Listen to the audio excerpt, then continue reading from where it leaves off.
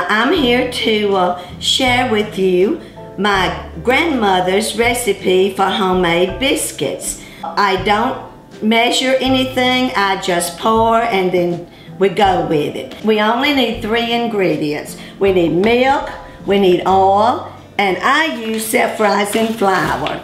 And that's the only 3 ingredients. Okay, so we'll start with the milk. And I'm gonna pour, it's probably about 2 cups or a little less.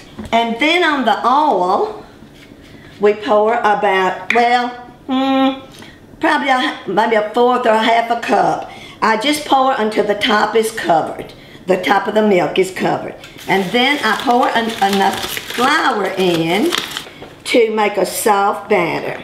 You may want to do just a little and stir it up and then add a little more. And we'll get this all blended really well. Try to get most of the lumps out. All I do is pour the flour out, make a nice little,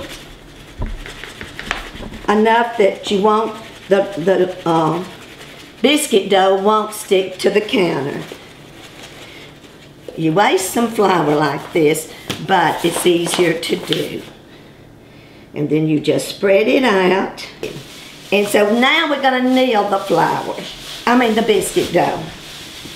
And we just knead it with our fingers. Be sure you have some flour on your fingers.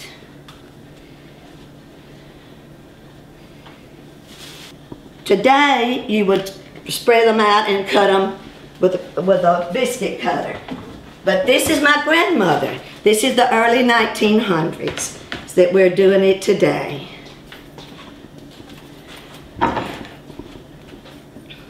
So you pinch off just enough for a biscuit. You roll it in the palm of your hand. You kind of cup it up and roll it like this. And when you get it really smooth, you take it and you flip it. This one looks much better. And then you just put all in the pan. This was my mother's mother. And she wore her hair back in a bun. And I've always wanted, and I said when I got to be a great-grandma, I was going to wear my hair back in a bun, just like my Mama Sarah. But here I am, a great-grandma, and I still haven't got my hair back in a bun. But maybe one day. My mother's name was Allie Mae Wright, and I have 8 children. I have 23 grandchildren and 24 great-grand, with 3 more on the way this year. So you can multiply that by son-in-laws and daughter-in-laws, and we have a large, large family. They all love my biscuits. And when they come, as individual families, we always have these biscuits. If you tasted my mother's fried chicken and biscuit, you would know why they chose our home to come to. That was just some of my favorite memories of making the biscuits. And I got to scrunch in one more here because I'm out of my dough. But and then we put them in an oven on, I usually put them on like 450 for about 30 minutes or until they get brown on each side. Thank you for letting me share my biscuits with you.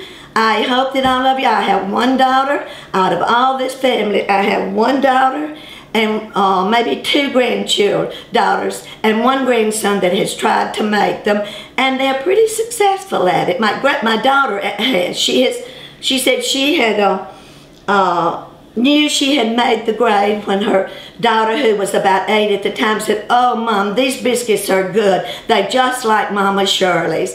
So then you know it was a success in their eyes. But anyway, thank you for being with us, and I will show you the biscuits when they come out of the oven. This is how they look. There's a lot of oil there, but it's going to absorb it up. I may have put a little too much, but it's going to make them even better. And then we put them in the oven. And ta-da! This is the homemade biscuits that my grandmother made in the early 1900s, and then my mother, she passed away in 1990 at the age of 89, and now I'm carrying it on. So this is the way they look, and you're talking about good. With some, we're gonna have homemade fig preserves that I made, and some butter, the real butter, not margarine, but real butter, and the biscuits. So yum, yum. And thank you for letting me share this with you. And I hope all my children, grandchildren, and great-grandchildren will enjoy the recipe. Thank you. Take one out. Perfect. Perfect, perfect. All we need is butter.